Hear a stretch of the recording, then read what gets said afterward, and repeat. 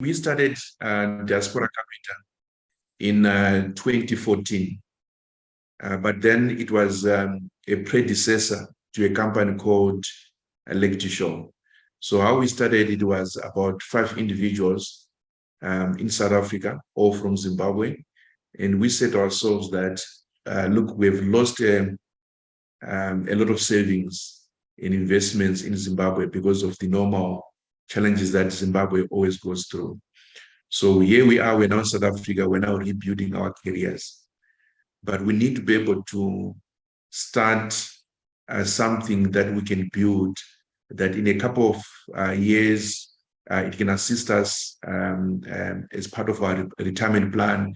And it's something also that can be that other people can join in later, like diasporans and so on.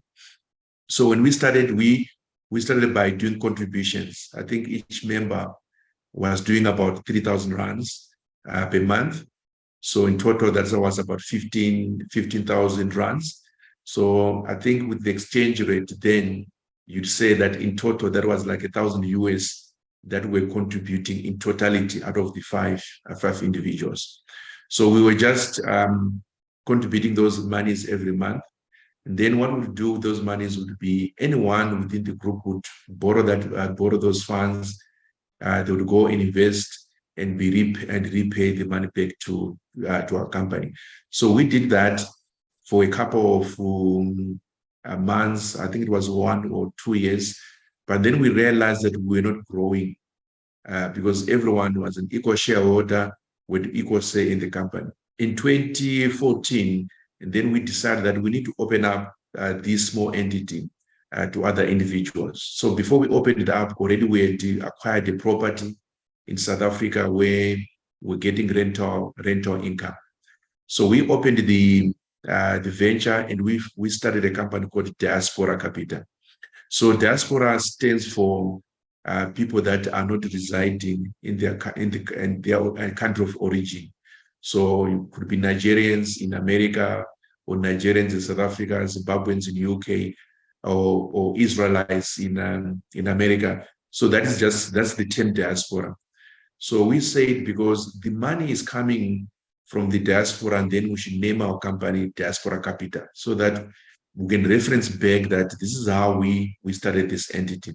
So we started in 2014, the bigger entity, Diaspora Kapita, and we invited other people. So then by that time, the number went up from 5 to 13 individuals.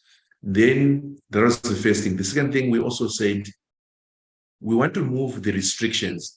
So we don't want all of us to be equal. We want an individual to be able to contribute money to this entity based on their capacity.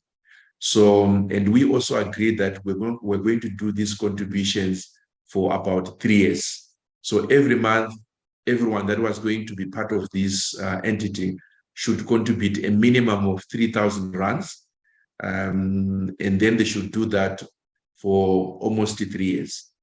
So with those funds is then would invest them in different sectors. But again, then the company was still very passive. So it means is we're investing, there were no active management because everyone was working for other people, working in other companies and so on. But in parallel to that, myself and a cousin of mine, Owen, we also had our own assets. We also had our own companies that we're running in Zimbabwe. So in 2019, we reached a position where we realized that for us to be able to grow this Diaspora Kapita, we need to go into active management. We actually need to have people at the vertical level that are full-time working on the vehicle.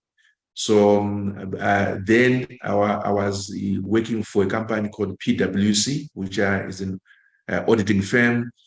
And I joined PwC, I think, five years earlier. That was around 2014.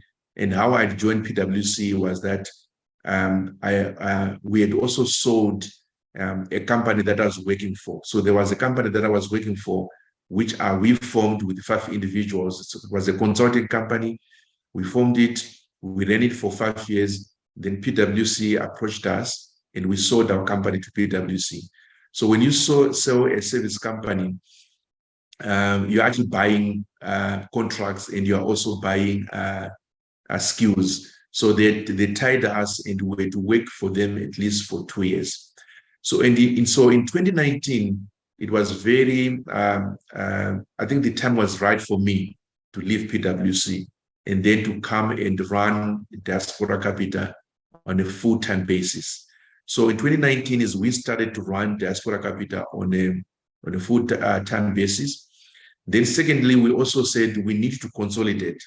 So I, having other companies with other partners and running Diaspora Kapita, to reduce the conflict of interest, we brought all companies under one roof. So they all became 100% subsidiaries of Diaspora Kapita.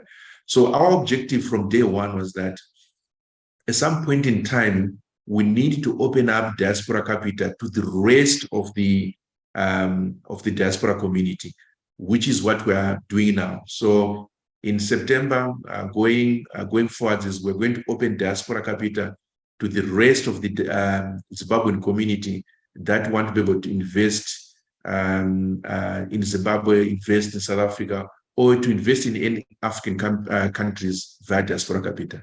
So that's how we started.